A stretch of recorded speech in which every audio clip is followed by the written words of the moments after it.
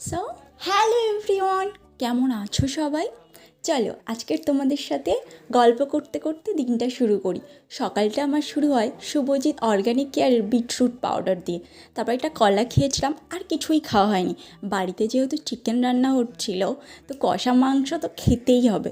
মানে যখনই বাড়িতে চিকেন রান্না হয়, কে কে আমার মতো কষা মাংস খাও?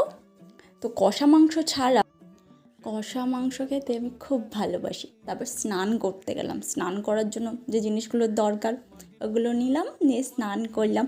তো স্নান করে এসে স্কিনটার একটু যত্ন নিলাম, নিয়ে লাঞ্চ করতে বসে গেলাম।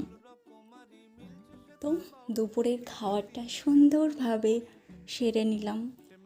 তারপর আজকে যেহেতু আমার কাজ ছিল, নিজে খাওয়া দাওয়া করলাম, একটু রেস্ট নিলাম, নিয়ে বিকেলে নিজের কাজে রওনা দিলাম। সেখানে আর কিছু খাওয়া দাওয়া তো হয়নি, সন্ধে হয়ে গেছে, বাড়ি